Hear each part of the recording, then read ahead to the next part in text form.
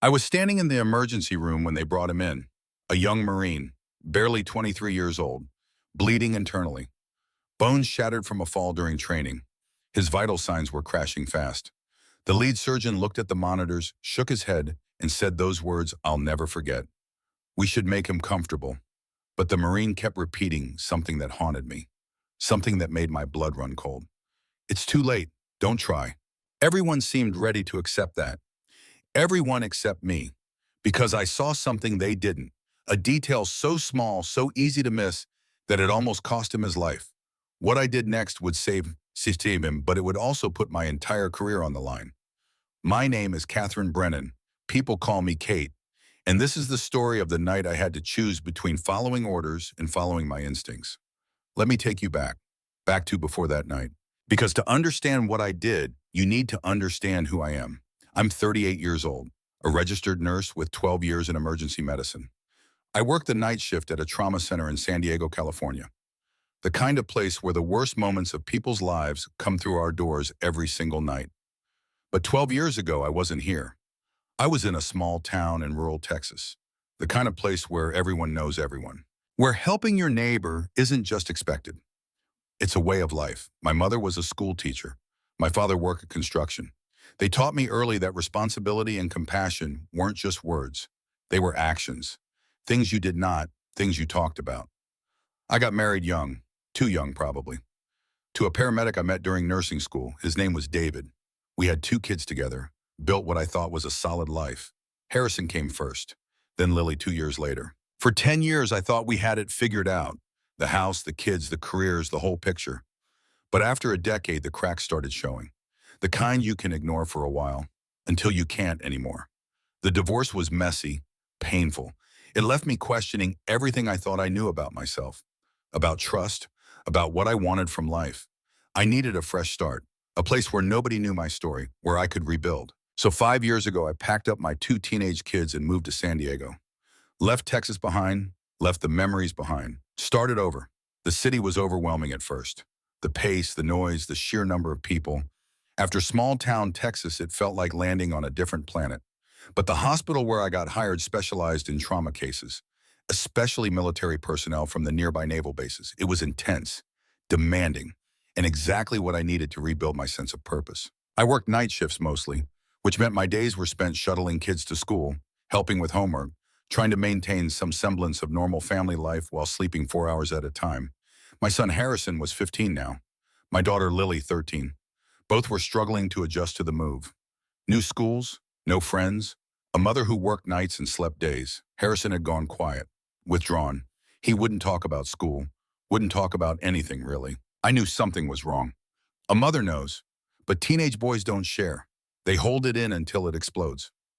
Lily was angry, at me mostly, for uprooting their lives, for the divorce, for working too much, for not being there.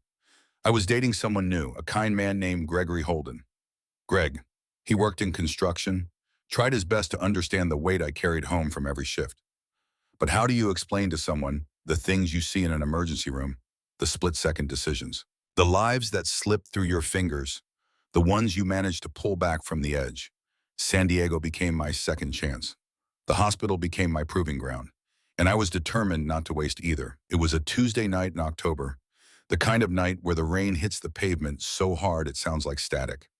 Like the world is trying to wash itself clean and failing. I had promised Lily we'd go to the movies that evening, her choice. Some teen drama she'd been talking about for weeks.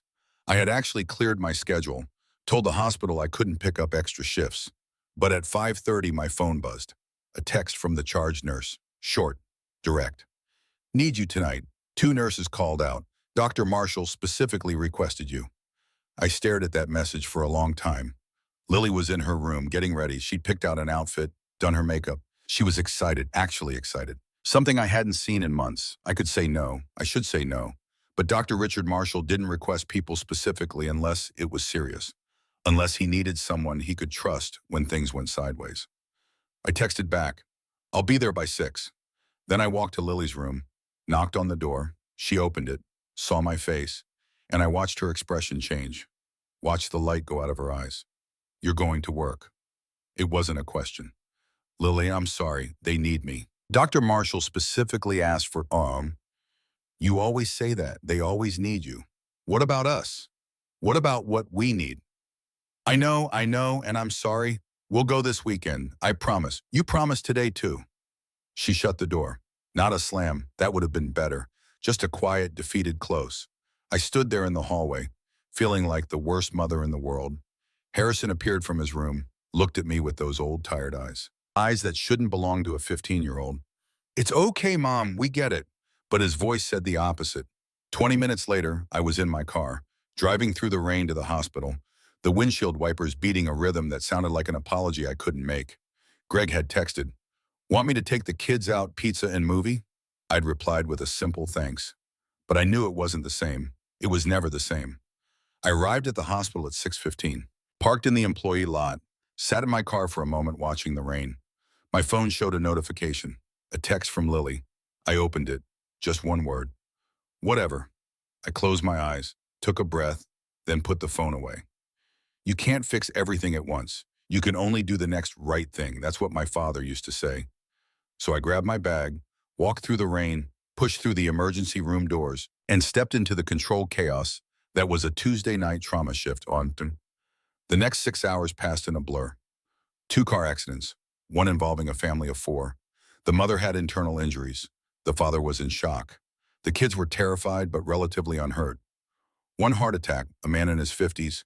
We got him stabilized, transferred to ICU, one stabbing, gang-related. The kid was 17, looked younger, bled out on the table while his mother screamed in the waiting room. I worked alongside Meredith Walsh, a young nurse, maybe 25, eager, competent. She looked up to me, asked questions, wanted to learn. Dr. Marshall was there all night, running from room to room, making decisions, barking orders. He was 57 years old, brilliant surgeon, but you could see the years wearing on him, the exhaustion in his eyes, the way his hands shook slightly when he thought no one was looking. I'd seen him take a phone call earlier, stepped into the hallway. His voice had been low, sharp, angry. When he came back, his jaw was tight. Marriage problems, I figured, or money, always one or the other. By midnight, we'd caught up. The waiting room was almost empty. The trauma bays were quiet. Meredith and I were restocking supplies, checking inventory, the boring work that happens between the emergencies. Dr. Marshall was at the nurse's station, drinking his 5th cup of coffee, staring at his computer screen like it had personally offended him. That's when the call came through. Incoming trauma, male 23 military, fall from approximately 20 feet during a training exercise. Multiple fractures, internal bleeding, unconscious at the scene but regained consciousness en route. Dr. Marshall stood up. We all did. The doors flew open, and they brought him in. Corporal Ethan Cross. That's what his dog tag said. He was 23 years old, pale, drenched in rain and blood. His uniform was torn. His left leg twisted at an angle that made my stomach turn, but his eyes were open, alert. And that's what struck me first. For someone with injuries that severe, he was too calm, too resigned. The paramedics rushed him into Trauma Bay 3. We swarmed around him, a choreographed dance we'd done 1,000 times. I immediately started taking vitals. Blood pressure, heart rate, oxygen saturation. The numbers weren't good. Blood pressure dropping, heart rate elevated, breathing shallow. Dr. Marshall was there within seconds. He did a quick assessment, palpating Ethan's abdomen, checking pupil response, reviewing the preliminary scans the paramedics had taken in the field. One of the paramedics, a guy named Dwight Patterson, lingered nearby. I'd worked with him before. Former military. Good instincts. He caught my eye, leaned in close. Kid was weird on the ride, he whispered. Too calm, like he wanted this. I looked back at Ethan, and then he spoke. His voice was quiet but clear. It's too late, don't try. Dr. Marshall looked at him, then at the monitors. I saw the calculation happening behind his eyes, the mental triage, the odds being weighed. Heart rate dropping, I said. BP unstable. Marshall palpated the abdomen again. Harder this time. Ethan barely reacted. Internal bleeding, Marshall muttered. Likely liver or spleen, fractures to the ribs, pelvis, left femur. He looked at the monitors again, at Ethan's face, at the numbers that kept getting worse. And then his face changed. I'd seen that look before. Every nurse who works trauma has seen it. It's the look of someone making a calculation, weighing the odds, and deciding they aren't good enough. Let's make him comfortable, Dr. Marshall said quietly. The words hung in the air like a death sentence. Around me, I felt the shift. The other nurses began slowing down, switching from emergency protocol to palliative care. Someone prepared morphine. The room, which moments ago had been electric with urgency, suddenly felt heavy, defeated. But I couldn't move. I stood there, staring at Ethan Cross, and something inside me screamed that this was wrong. Thank you for sticking with me this far. That means you're feeling what I felt when I lived through this, because what comes next changes everything. I kept staring at Ethan, at the way his body was positioned, at the pattern of bruising across his torso and arms. I'd seen hundreds of fall victims in my 12 years. Hundreds. And something about this didn't match. A 20-foot frontal fall should have caused different damage. More facial trauma, different rib fractures. The impact pattern should have been concentrated in the front. But Ethan's injuries suggested lateral impact, like he'd been hit from the side, or had rolled. And then I noticed his left pupil. It was sluggish, not completely unresponsive, but delayed. That could mean a subdural hematoma, a bleed in the brain. If caught early, it could be drained, survivable. I moved closer to Dr. Marshall. Doctor, I said, my voice was steady. I think we need a CT scan. He barely looked at me. His pupils aren't equal, I continued, and the injury pattern doesn't match the reported mechanism. Brennan, his tone was sharp. We don't have time for unnecessary imaging. He's bleeding out. But if there's a subdural hematoma, we could... You're not a surgeon. He cut me off. Final, dismissive. Let us handle this. I felt my face flush. Around me, the other staff were preparing to step back, to let Ethan go, and he just lay there, eyes half closed, whispering those words. Too late. Too late. I stood there for what felt like an eternity, but was probably only seconds. In those seconds, I thought about my daughter, about her face when I'd canceled our plans, about the words she'd sent me. Whatever, I thought about my father, about what he'd taught me. Responsibility is action. And I thought about Ethan Cross, 23 years old, someone's son, someone's friend, lying on that table, giving up. I made a decision. I walked out of the trauma bay, calmly, deliberately. Meredith looked at me, confused. I didn't explain. I went straight to radiology, found Dr. Rebecca Lawson, the on-call radiologist. I need an emergency head CT on the trauma in Bay 3, I said. Possible subdural hematoma. She frowned. Did Dr. Marshall order this? I looked her in the eye. It's a second opinion protocol, I said. It wasn't exactly a lie. We did have protocols for second opinions, just not like this, not with a nurse initiating.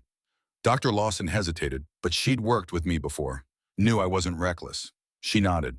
Get him down here. I went back to the trauma bay, told the transport team to move Ethan to CT, and when Dr. Marshall saw what was happening, his face went red. What the hell are you doing, Brennan? Everyone stopped, stared. The room went silent except for the beeping of monitors. I looked at him. This man I'd worked with for 5 years, this brilliant surgeon who was about to let a young man die. Getting a scan that might save his life, I said.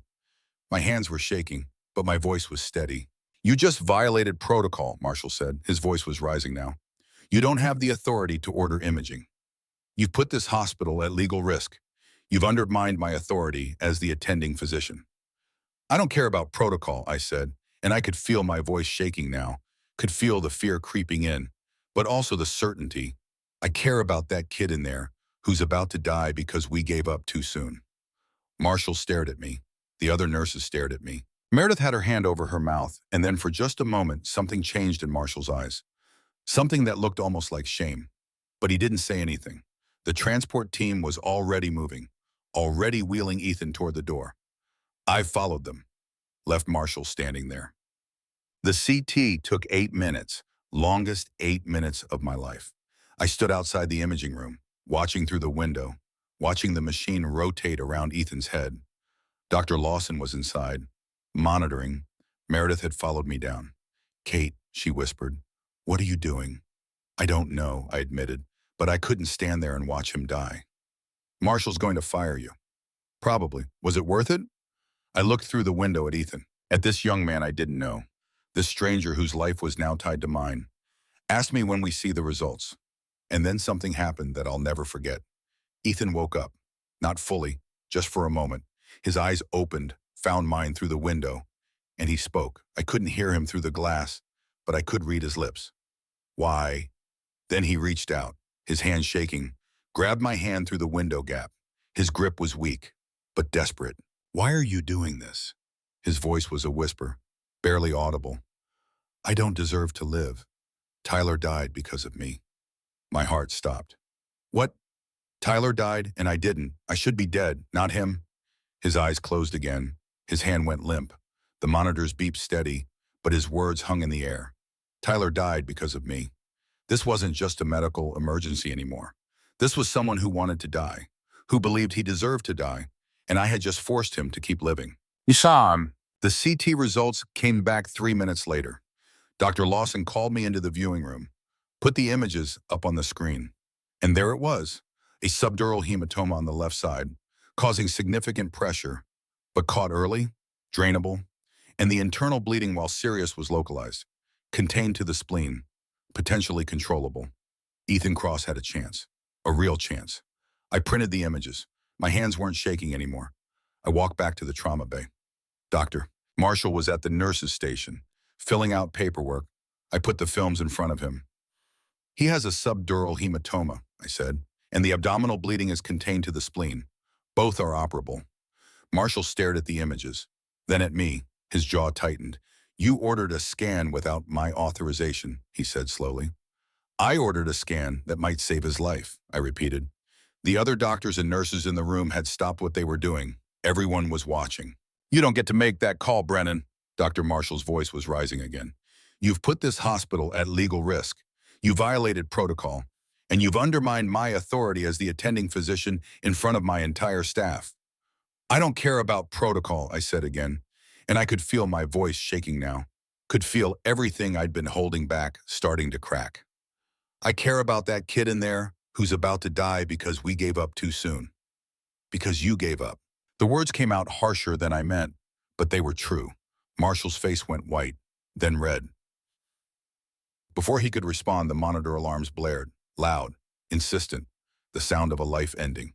We both turned, cardiac arrest. Ethan was crashing. I didn't wait for permission.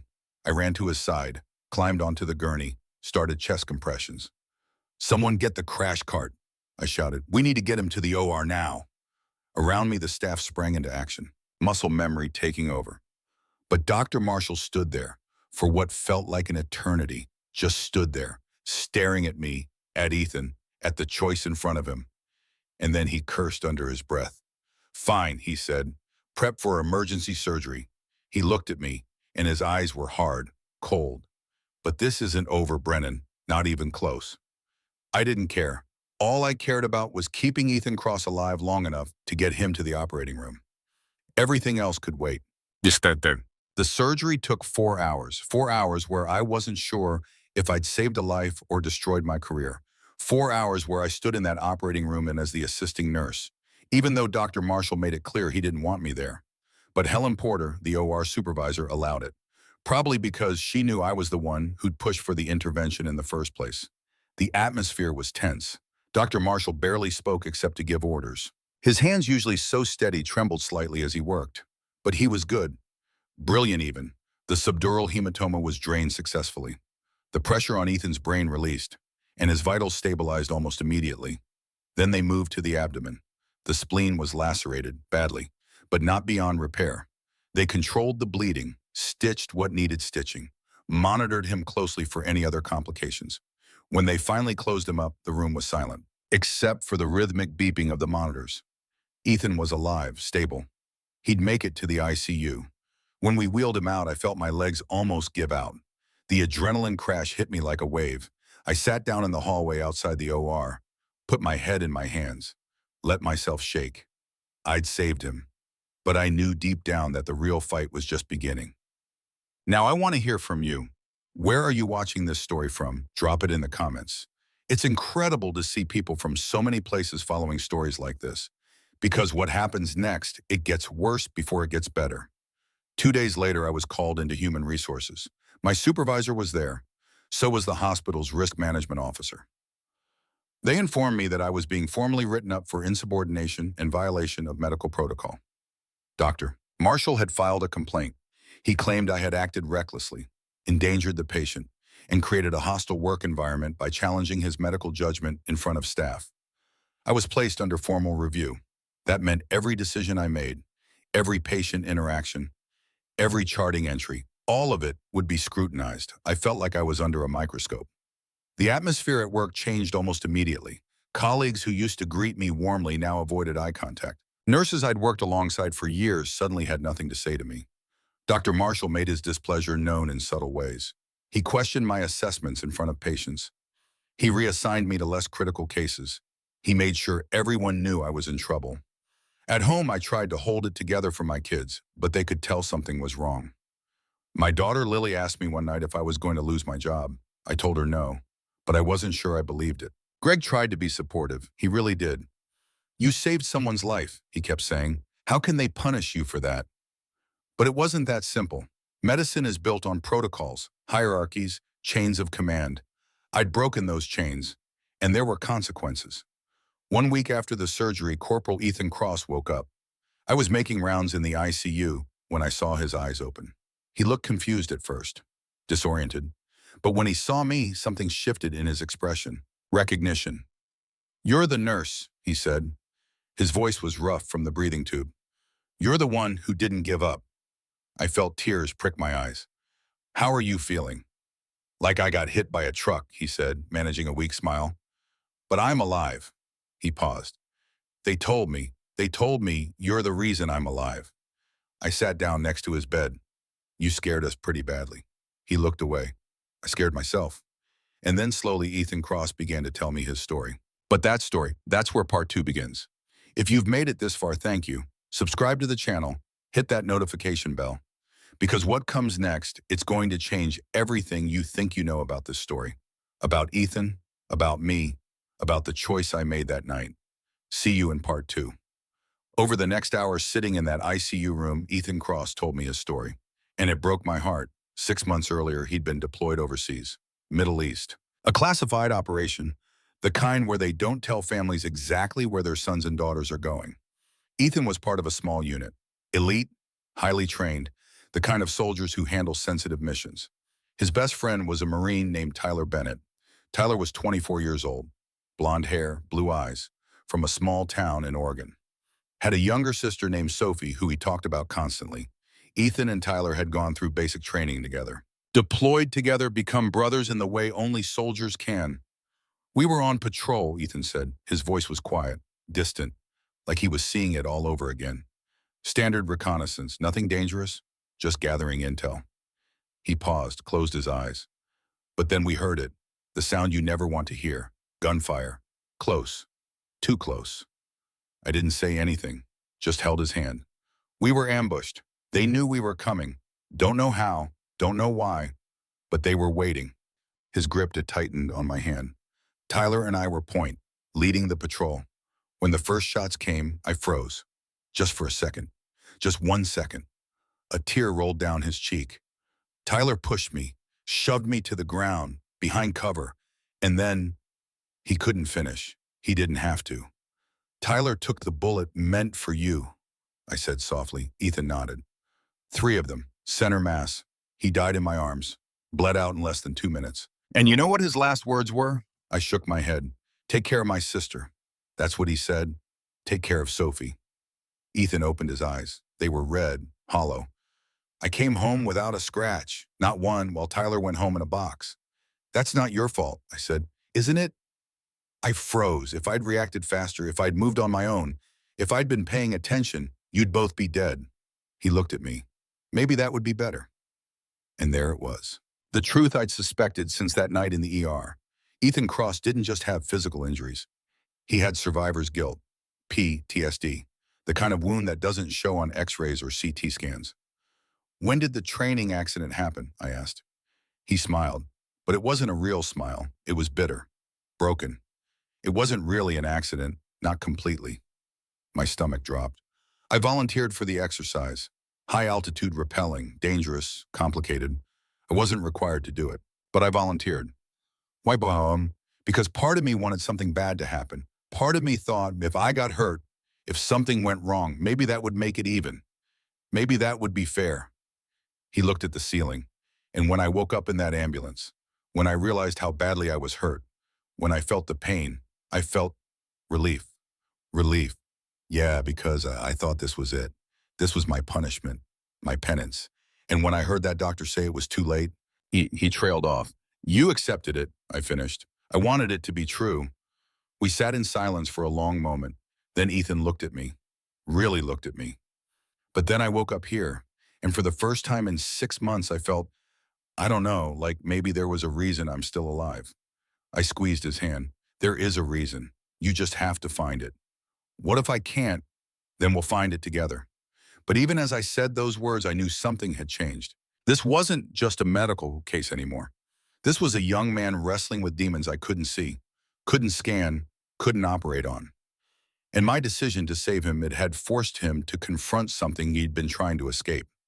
I wasn't sure if that was mercy or cruelty.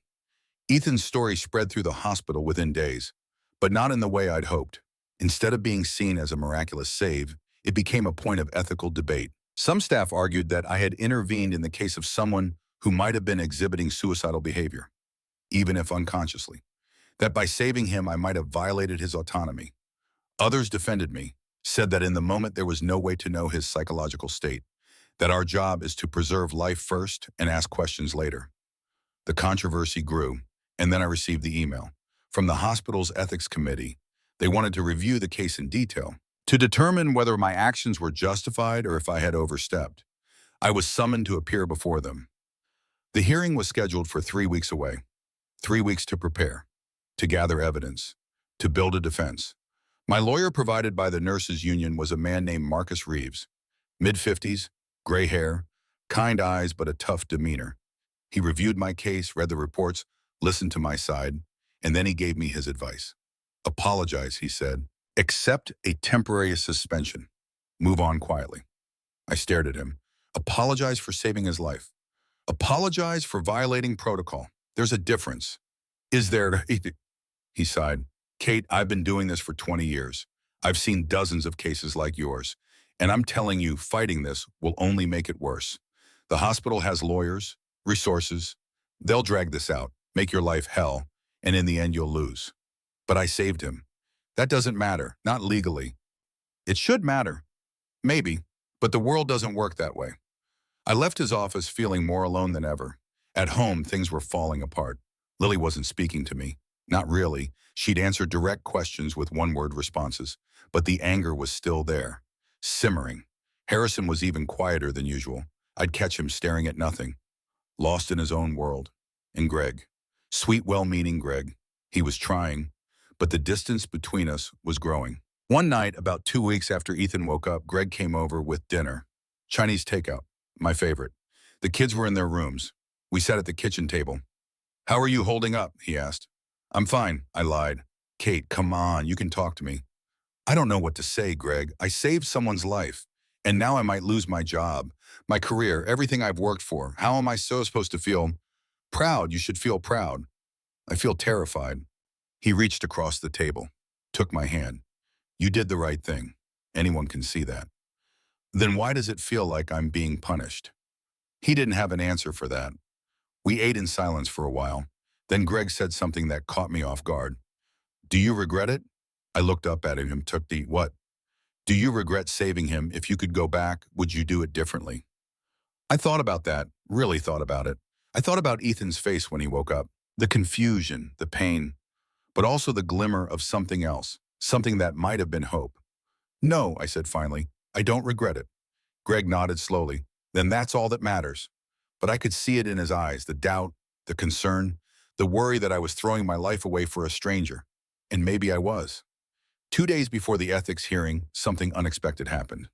I received an email from Amanda Foster, the HR director who delivered the initial complaint. The subject line read, Update, Martinez family contact. My heart sank. I assumed it was more bad news. But when I opened it, I was shocked. Ethan's mother had contacted the hospital. She'd learned about the circumstances of his treatment, about how Dr. Marshall had initially decided not to operate, and she was threatening to sue. Not me, the hospital, for nearly withholding life-saving treatment from her son. The email was brief, clinical, but the implications were massive. Suddenly, Dr. Marshall was the one under scrutiny. The hospital's legal team was involved, and my violation of protocol, it looked a lot less like insubordination and a lot more like heroism. I should have felt vindicated, but I just felt tired. That same day, I went to visit someone I'd been putting off seeing, the WWII hospital on the edge of town. I'd heard about it from other nurses. A place where veterans could get care, support, counseling. I didn't have an appointment. I just showed up, walked through the doors, found the information desk. I'm looking for someone who works with PTSD, for instance, I said. Someone who understands combat trauma. The woman at the desk, older, kind-faced, nodded. You'll want to talk to Bull, Sergeant William Garrett. Everyone calls him Bull. He's in the rec room, down the hall, last door on the left. I found him there. Bull Garrett was a big man, not fat, just solid, built like he'd spent his life doing hard physical work. He was 58 years old, gray hair cut military short, weathered face, scars on his forearms. He was playing chess with another veteran, an older man in a wheelchair. I stood in the doorway, waited. Bull looked up, saw me, and somehow without me saying a word, he knew why I was there. You the nurse, he asked. I blinked. How did you Word travels fast in the veteran community, especially when one of ours gets saved by someone who gave a damn.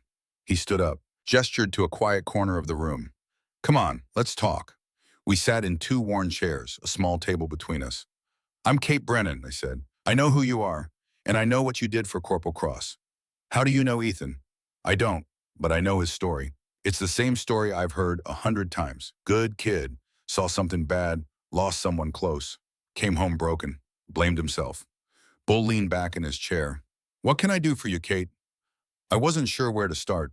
I'm facing an ethics hearing because I saved him, because I violated protocol to do it, and now everyone's asking if I did the right thing.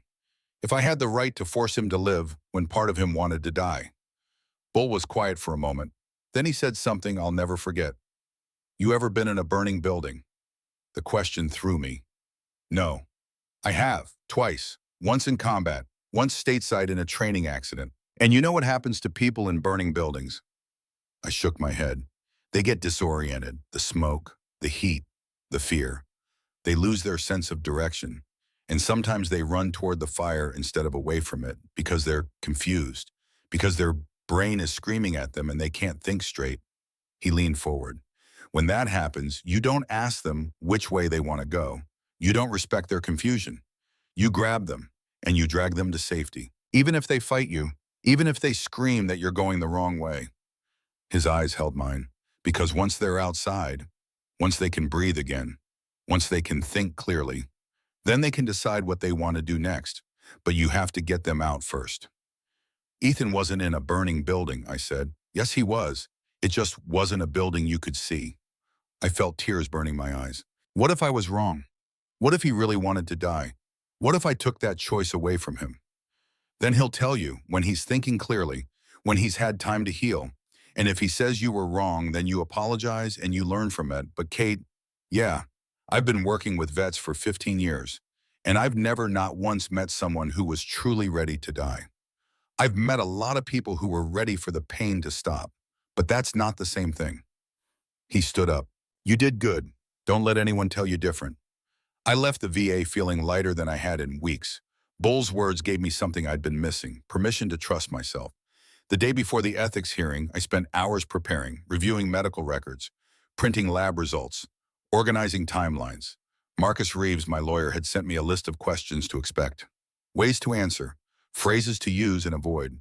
But the more I prepared, the more I realized something. I didn't want to play defense.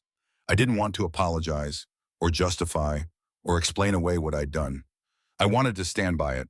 That night I got a call from an unknown number. I almost didn't answer, but something made me pick up. Hello, is this Kate Brennan? The voice was young, female, uncertain. Yes, who's this? My name is Sophie Bennett. I'm Tyler Bennett's sister. My breath caught. Sophie, I hope it's okay that I'm calling. Ethan gave me your number. He told me what you did, how you saved his life. Sophie, I wanted to thank you. Her voice broke. After Tyler died, Ethan stopped answering my calls, stopped texting. I thought he blamed me or hated me or just didn't care anymore. He was dealing with a lot. I know that now. He finally called me yesterday. We talked for 3 hours. He told me everything. About the ambush, about Tyler, about what he's been going through. She was crying now. He told me he wanted to die, that he thought dying would make it fair, would honor Tyler somehow. I'm so sorry, Sophie. Don't be sorry. You saved him, not just his body. You gave him a reason to keep fighting, to face what happened instead of running from it. I didn't know what to say. Tyler was my big brother, Sophie continued. He was my hero. And the last thing he said before deploying was, take care of Ethan if anything happens to me. I couldn't do that, but you did. Sophie, so thank you. Thank you for not giving up on him, even when he'd given up on himself. After we hung up, I sat in my car in the hospital parking lot and cried. Not sad tears, not exactly, just release. The next morning, I woke up early, put on my best professional clothes, navy blue dress, conservative, serious, kissed my kids goodbye. They were both still half asleep. Good luck, Mom, Harrison mumbled. Even Lily, still angry, still distant, said quietly, you got this. Greg had offered to come with me, but I told him no. This was something I needed to do alone. The ethics hearing took place on the 4th floor. Conference room B. I arrived 15 minutes early, sat in the hallway, reviewed my notes one last time. Marcus Reeves showed up 10 minutes later. Ready, he asked, as I'll ever be. Remember, stay calm, answer the questions directly. Don't volunteer extra information. And for God's sake, don't get emotional. I nodded, but I knew I couldn't promise that last part. At exactly 9 o'clock, the door opened. Helen Porter, the nursing supervisor, stepped out. We're ready for you, Kate. I stood up, smoothed my dress, took a breath, and walked into the room. 5 people sat at a long table. At the center was Dr. Patricia Morgan, 62 years old, gray hair pulled back, sharp eyes. She was a psychiatrist, the chair of the ethics committee. To her left was Dr. James Walker, 48, neurosurgeon, known for being brilliant but cold. To her right was Helen Porter. She gave me a small, encouraging smile. Then Daniel Ross, 55, the hospital's attorney. He looked bored already. And finally, Reverend Thomas Mitchell, 58, community representative. He was there to provide moral and ethical perspective from outside the medical field. Please sit down, Ms. Brendan, Dr. Morgan said. I sat across from them, Marcus next to me. The table between us felt like a canyon. Let's begin, Dr. Morgan said. We've all reviewed the case file, the medical records, the incident reports, the statements from Dr. Marshall and other staff members. She looked at me over her glasses. This hearing is not a trial, it's an inquiry. We're here to determine whether your actions on the night of October 15th were ethically justified within the scope of your position as a registered nurse. I understand, I said. Dr. Marshall will present his perspective first. Then you'll have an opportunity to respond. We'll ask questions, and then we'll deliberate. She gestured to the door. Dr. Marshall, please come in. The door opened, and Richard Marshall walked in. He looked older than I remembered, more tired, more defeated. He didn't look at me as he sat down. For the next 30 minutes, he presented his case. Clinically, methodically. He outlined the sequence of events, my violation of protocol, the risk I'd created. If every nurse in this hospital decided to override physician orders, he said, the entire system would collapse. We have hierarchies for a reason, protocols for a reason. And Ms. Brennan's actions, while well-intentioned, set a dangerous precedent. He cited case law, other incidents where nurses had overstepped, where patients had died, where hospitals had been sued. It was compelling, professional, cold. And then Dr. Morgan asked the question that changed everything. Dr. Marshall, why did you initially decide not to operate on Corporal Cross? Marshall paused. For the first time, he looked uncomfortable. Based on my assessment of his injuries and the likelihood of successful intervention, I determined that palliative care was the most appropriate course of action. But the CT scan Ms. Brennan ordered showed operable conditions.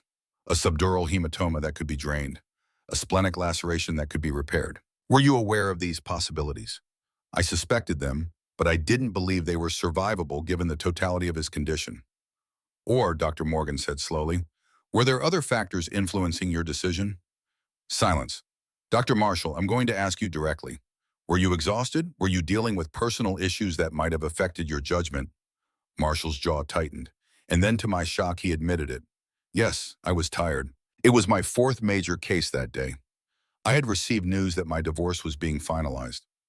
My wife was taking half of everything I'd worked for, And when I looked at that young man, when I heard him say he wanted to die, he stopped. I thought I was respecting his wishes, his autonomy. But the truth is, I was also just done. Done fighting. Done trying to save people who didn't want to be saved. The room was silent. And Ms. Brennan, Dr. Morgan said, turning to me, she challenged that decision. Yes. Did she do so respectfully? Marshall hesitated. Initially, yes. She expressed her concerns. I dismissed them. And then she acted without my authorization. Dr. Morgan nodded slowly. Thank you, Dr. Marshall. You may step out. He stood, and as he walked past me for just a moment, our eyes met, and I saw something there, not anger, not resentment, shame. Then he was gone, and it was my turn. But that story, the rest of my testimony, the decision of the committee, that's where part 3 begins. If you've made it this far, thank you for staying with me. Subscribe if you haven't already, because what happens next, it's the moment that changes everything. Not just for me, not just for Ethan, but for everyone watching this unfold. See you in part 3. Dr. Morgan turned to me. Miss Brennan, please present your account of the events. I stood up.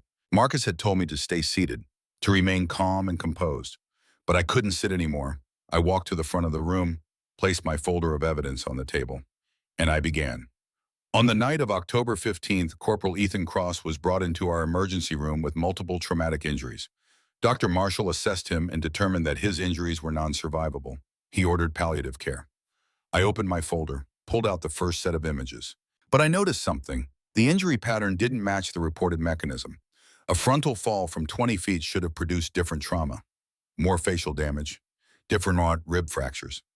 I showed them the photos, the bruising patterns. This suggested lateral impact, which meant the fall was more complex than reported, which meant there might be injuries we hadn't identified yet. Dr. Walker leaned forward, studying the images. Additionally, I continued, I observed that Corporal Cross's left pupil was sluggish, not completely unresponsive, but delayed. I pulled out my nursing notes, showed them the measurements I'd taken. This is a classic sign of increased intracranial pressure, possibly a subdural hematoma, which if caught early is survivable. Did you communicate these observations to Dr. Marshall? Dr. Morgan asked. Yes, immediately. He dismissed them. Told me I wasn't a surgeon and to let him handle it. And then I made a choice. I ordered a CT scan through Dr. Lawson in radiology. Without Dr. Marshall's authorization. Without his authorization, but not without medical justification. I pulled out the CT results, placed them on the table. The scan showed exactly what I suspected. A subdural hematoma causing significant pressure, and the internal bleeding was localized to the spleen, both operable, both survivable. Daniel Ross, the hospital attorney, spoke up. Ms. Brennan, no one is disputing that your clinical judgment was correct. The question is whether you had the authority to act on that judgment without physician approval. I understand that, I said, and I knew I was violating protocol. I knew there would be consequences. Then why did you do it? I looked at each of them. Because I couldn't stand by and let a 23-year-old die when I knew there was a chance to save him. But that wasn't your decision to make, Ross said. Then whose decision was it? Dr. Marshall's. He admitted he was exhausted, dealing with personal issues, making decisions based on his own pain rather than the patient's condition. That's not fair, Ross started. Isn't it? He said it himself. He looked at Ethan and saw someone who wanted to die. And instead of fighting for him, he accepted it.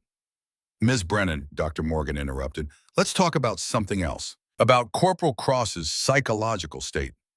I nodded. When I ordered the CT scan, Ethan briefly regained consciousness.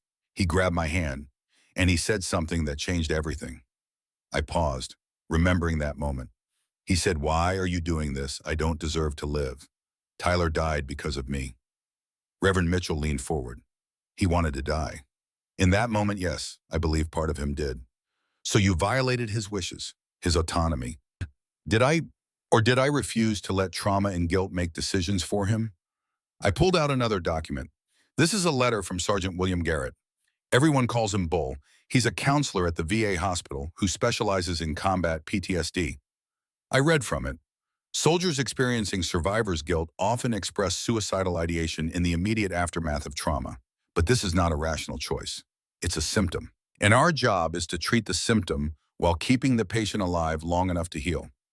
I put the letter down. Ethan wasn't in his right mind. The trauma was speaking, not him. How could you know that? Dr. Walker asked. I couldn't, not for certain, but I knew one thing absolutely. What?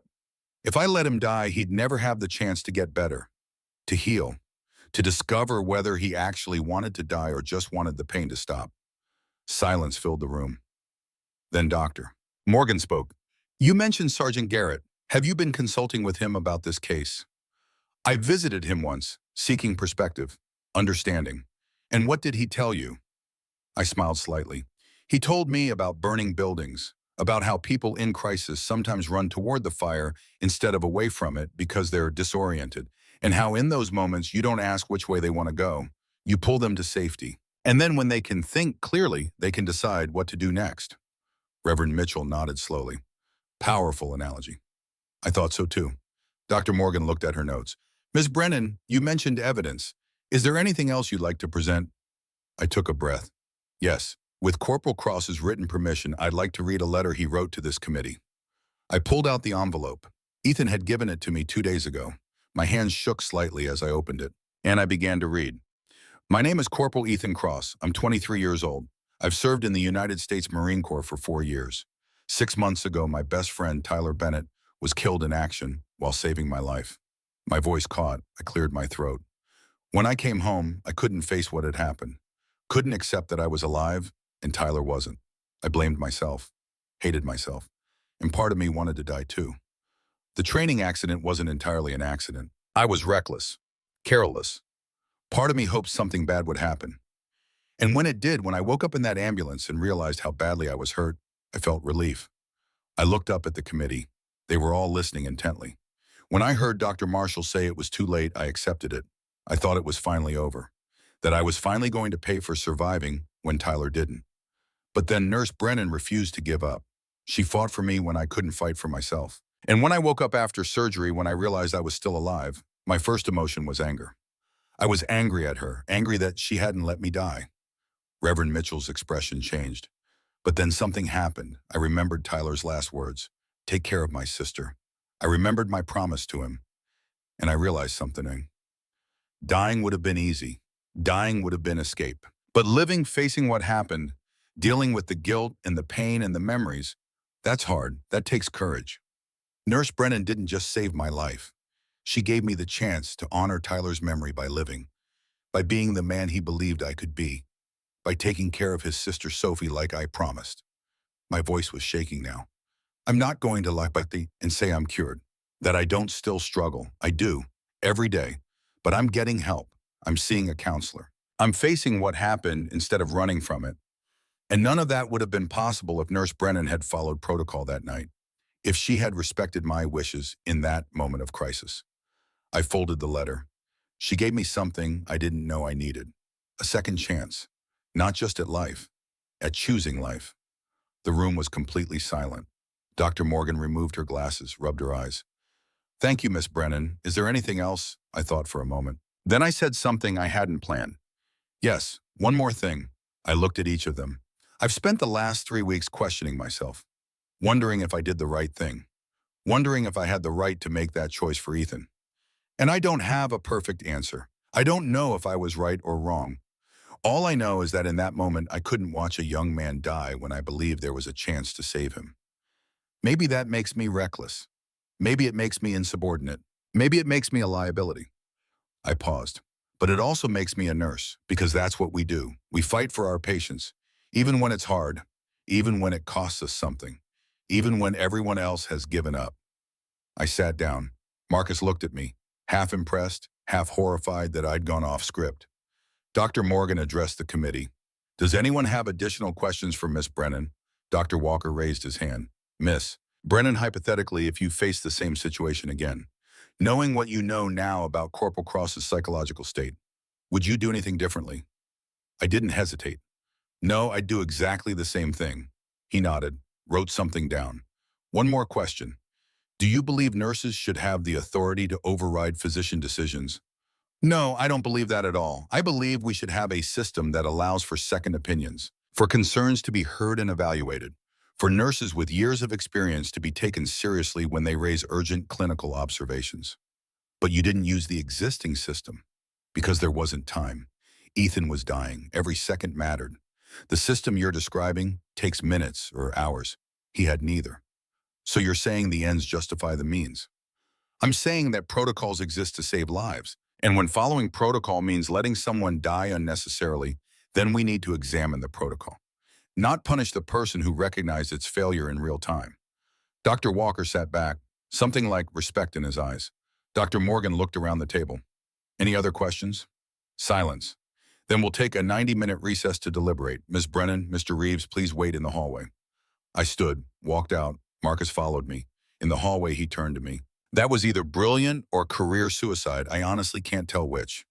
Does it matter? I suppose not. You said what you needed to say. I sat down in one of the chairs, suddenly exhausted. How long do you think they'll take? Could be the full 90 minutes, could be 20, impossible to predict. I pulled out my phone, sent a text to my kids. Hearing done, waiting for decision, love you both. Harrison replied immediately. You got this, Mom. Lily took longer. But eventually, whatever happens, we're proud of you. I smiled, put the phone away. 73 minutes later, the door opened. Helen Porter stepped out. Kate, we're ready. I walked back in. The committee was seated, papers in front of them, expressions unreadable. I sat down. Dr. Morgan folded her hands. Ms. Brennan, we've carefully considered all the evidence, the testimony, the medical records, and Corporal Cross's letter. My heart was pounding. This was not an easy decision. Your actions clearly violated established protocol. You ordered medical imaging without physician authorization. You challenged your attending physician's judgment in front of staff. You created a situation that could have exposed this hospital to significant legal liability. I felt my stomach drop. However, I looked up. However, we also recognize that your clinical assessment was correct, that your intervention likely saved Corporal Cross's life, and that the circumstances were exceptional. Dr. Morgan looked at me directly. We acknowledge that Dr. Marshall's decision-making was compromised by personal and professional factors, and that your medical concerns were well-founded and urgent. She picked up a document. Therefore, this committee has decided to dismiss the formal complaint filed against you. Relief flooded through me. However, we are recommending that you complete additional training in communication protocols and chain of command procedures. Not as punishment, but as professional development to help you navigate similar situations should they arise in the future. I understand. Additionally, we are recommending that Dr. Marshall participate in mandatory counseling regarding physician burnout and decision-making under stress. She paused. Finally, and perhaps most importantly, we are recommending that this hospital undertake a comprehensive review of its policies, specifically regarding end-of-life decisions, mental health assessment in emergency situations, and protocols for urgent second opinions when time-critical decisions are being made. Dr. Morgan looked at the rest of the committee, then back at me. Ms. Brennan, you put us in a very difficult position. You violated important protocols that exist for good reasons. But you also reminded us why those protocols exist in the first place. To save lives, not to create barriers to saving lives. Reverend Mitchell spoke up. If I may add something. Dr. Morgan nodded. Ms. Brennan, I've sat on this committee for 5 years. I've reviewed hundreds of cases, and I've never seen one quite like this. You made a choice, a hard choice, and you had to live with the uncertainty of whether it was right. He leaned forward. There's a story in my faith tradition about a man who sees someone drowning. The man doesn't know if the person fell in accidentally or jumped in on purpose. He doesn't know if saving them will be a blessing or a burden, but he jumps in anyway, because in that moment of crisis, the only moral choice is to try. You jumped in, Ms. Brennan, you tried, and I believe that matters more than any protocol. I felt tears burning my eyes, but I held them back. Thank you, I managed. Dr. Morgan stood. This hearing is concluded, Mr. Brennan, you are free to return to your regular duties immediately. We'll have the written decision and recommendations to you within 48 hours. I stood, shook hands with each committee member. Helen squeezed my hand.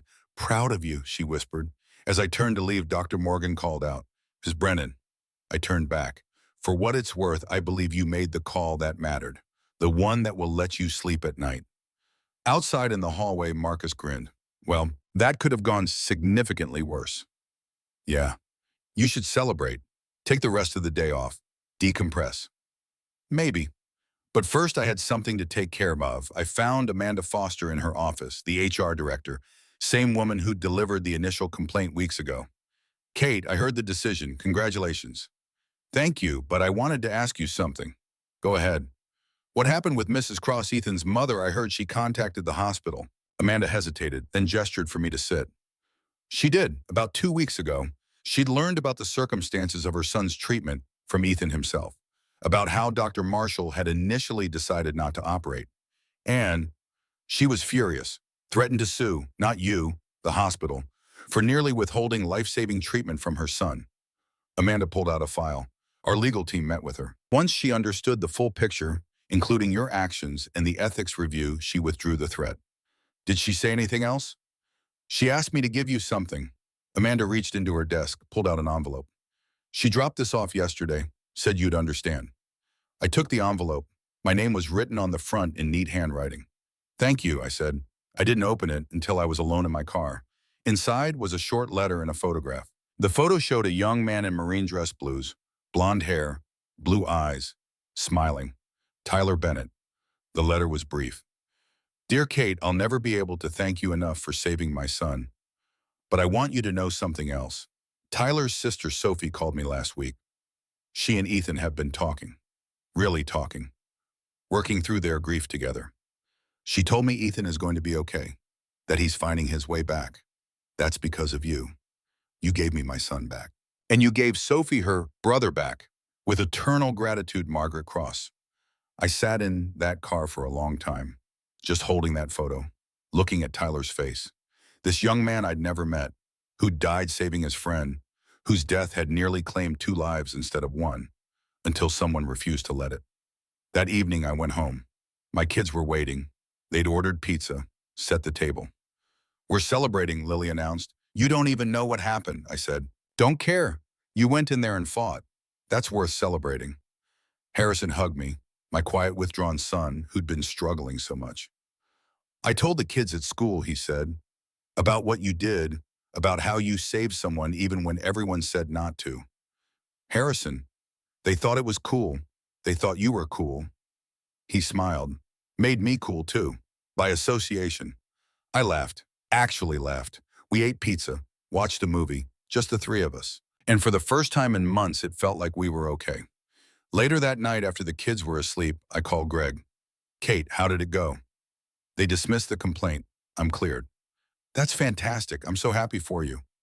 Silence. Greg, we need to talk. I know. You do? Yeah, I've been thinking about it too.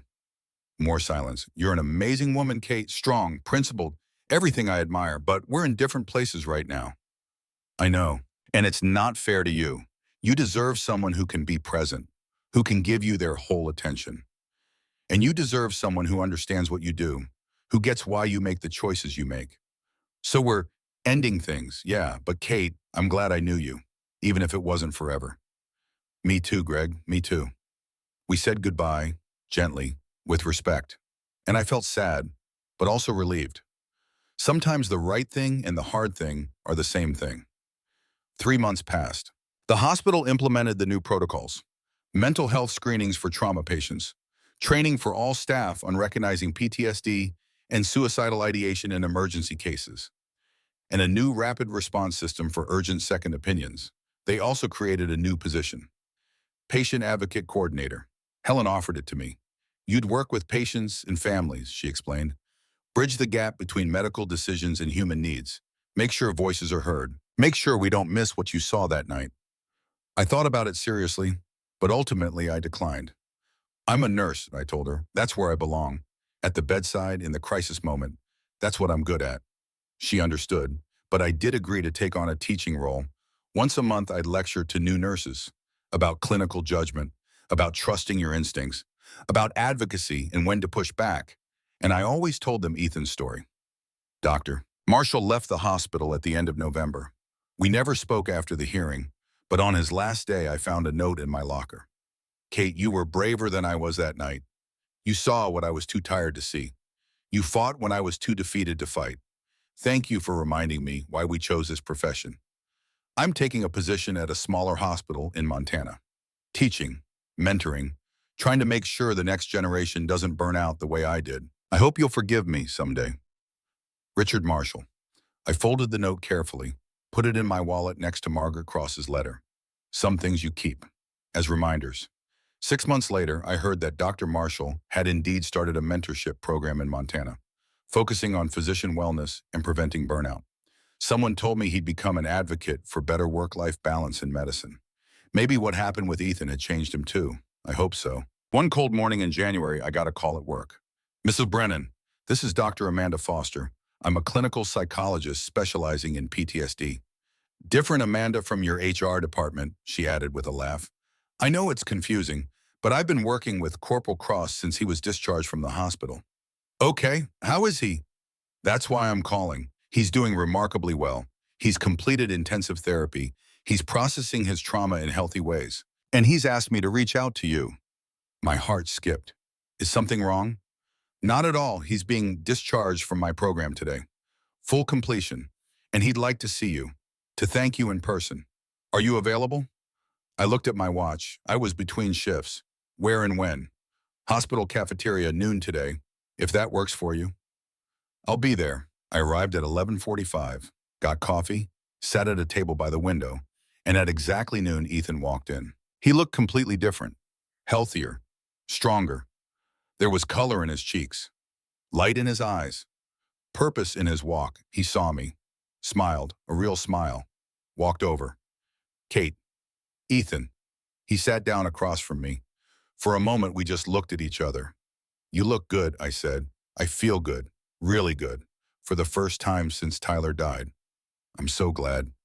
He pulled something from his backpack, a folder. I wanted to show you something.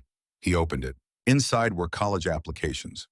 Psychology, he said. I'm going to study psychology, specialize in veteran mental health, become a counselor for soldiers dealing with what I dealt with. Tears filled my eyes. Ethan, that's incredible. Tyler's sister Sophie has been helping me.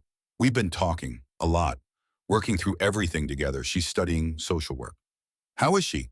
She's amazing, strong. We're actually planning to work together someday. Open a center for veterans, a place where people like me can get real help. Tyler would be so proud of both of you. I think so too. I hope so. He looked at me seriously. I wanted to thank you again, in person, for not listening to me that night, for not letting me make a decision I could never take back. You don't need to thank me. Yes, I do, because you gave me something I didn't even know I needed. What's that time? Time to realize that dying wasn't going to honor Tyler. Living is. Living and helping others who are going through what I went through. That's how I honor him. That's how I keep my promise. I reached across the table, squeezed his hand. You're going to help so many people, Ethan. I'm going to try. We talked for over an hour about his plans, about his therapy, about his relationship with Sophie and how they were healing together, about how he still had hard days, days when the guilt came back, when he questioned everything. But those days were getting fewer, and the good days were starting to outnumber them. When it was time to go, he stood. One more thing, he said. Yeah, I'm leaving San Diego tomorrow, heading home to Oregon, starting school in the fall. But I wanted you to know something before I left. What?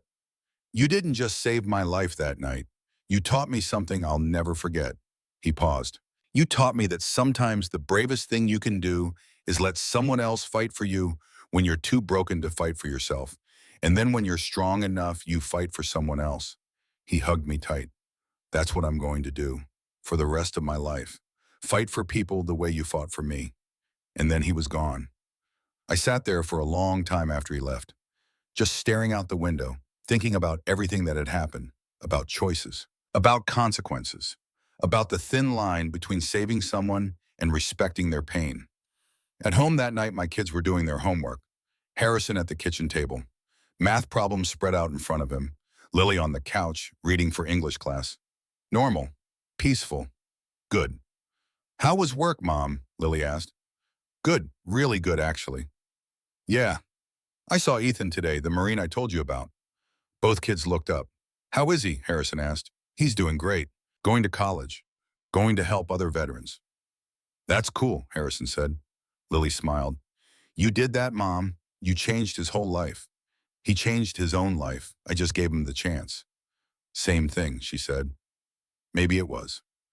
Later that evening, after the kids went to bed, I sat alone in the living room, thought about the past year, about everything that had happened, about the night I'd made a choice that could have destroyed my career, about the weeks of uncertainty and fear, about the hearing and the verdict, and about Ethan, about Tyler, about Sophie, about Margaret Cross, about all the lives that had been touched by one decision in one moment. I thought about Dr. Marshall, about his note, about how he was trying to be better, about Bull Garrett at the VA, about his wisdom and his burning building analogy, about my kids, about how they'd watched me go through this and learn something about standing up for what you believe in, about Greg, about how our relationship hadn't survived, but how that was okay, about Marcus Reeves and Helen Porter and Dr. Morgan, about how they'd supported me in different ways, about all of it. And I realized something. I wouldn't change a thing, not one single thing, because that night in October, when I'd stood in that trauma bay and watched everyone prepare to let Ethan die, I'd made a choice, not just about him, about who I wanted to be, what kind of nurse I wanted to be, what kind of person I wanted to be, and I'd chosen to fight, even when it was hard, even when it cost me something, even when everyone said I was wrong. I'd chosen to trust myself, to trust my training, to trust my instincts, and it had mattered. 8 months after the hearing, I received an email from Ethan. The subject line read, "You need to see this." Inside was a link to a news article. New Veteran Support Center opens in Oregon, founded by combat survivors who understand the battle beyond the battlefield. I clicked the link. There was a photo at the top of the article. Ethan and Sophie Bennett, standing in front of a building, arms around each other, both smiling. The caption read, "Corporal Ethan Cross and Sophie Bennett cut the ribbon on the Tyler Bennett Center for Veteran Mental Health and Survivor Support." The article explained how they'd spent the last year raising funds, recruiting counselors, building partnerships with the VA and military organizations, how they'd created a place where veterans could get real help, where survivors' guilt and PTSD weren't stigmatized but understood, where people who were drowning in darkness could find someone to pull them toward the light. The center was named for Tyler, the friend who'd given his life to save another, and it was run by two people who understood loss, who understood guilt, who understood the long, hard road back to choosing life. I stared at that photo for a long time, at Ethan's face, so different from that night in the ER, at Sophie's face, this woman I'd never met, who'd lost her brother but gained a mission, at the building behind them, solid, real, full of hope. And I thought about something Bull Garrett had told me that day at the VA. The best way to honor the dead is to fight like hell for the living. That's what they were doing. That's what Ethan had chosen to do with his second chance. I forwarded the article to Dr. Morgan, to Helen, to Bull, to everyone who'd been part of that night, that decision, that fight, and I got back responses. From Dr. Morgan, "This is what it's all about. Thank you for reminding us." From Helen, "So proud of him, of you." From Bull, "See, told you, burning buildings. You pulled him out. Now look at him run." That night I showed the article to my kids. Harrison read it carefully. "That's the guy you saved. That's him. He looks happy. He is happy." Lily looked at the photo. "He's helping people now because you helped him, because he chose to get help, because he chose to live. But you gave him that choice," she said, "when he'd given up on himself." She looked at me. "That's what you do, isn't it? You give people choices when they've forgotten they have them." I'd never thought about it that way, but maybe she was right. 1 year after that night in October, everything was different. I was still working at the hospital, still doing night shifts, still fighting for patients in trauma bays. But I was also teaching. Once a month, I'd stand in front of a room full of new nurses and tell them about choices, about the night I'd violated protocol to save a life, about the consequences, the hearing, the fear, but also about Ethan, about Tyler, about the center they'd built, about how one choice in one moment can ripple out in ways you never imagine. "You'll face moments like this," I'd tell them. Moments where the protocol says one thing and your gut says another. Moments where following the rules means letting someone die. I can't tell you what to do in those moments. Nobody can. But I can tell you this. Whatever you decide, you have to be able to live with it. You have to be able to look at yourself in the mirror. You have to be able to sleep at night. And for me, I can sleep at night because I know I fought. I know I tried. I know I didn't give up. Even when it would have been easier to follow orders, to let someone else make the call, to protect myself. I fought. And that matters. The young nurses would listen, wide-eyed, taking notes. Some of them would come up to me afterward, ask questions, share their own stories of moments when they'd had to choose. And I'd listen, and I'd tell them what Bull had told me. Trust yourself. Trust your training. And when you're uncertain, choose life, because dead people can't change their minds. It became my mantra, my guiding principle. It was another Tuesday night, another emergency room, another crisis. A patient was brought in, 57 years old, heart attack, severe.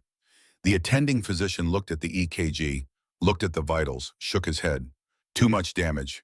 We'd be prolonging the inevitable. Let's make him comfortable.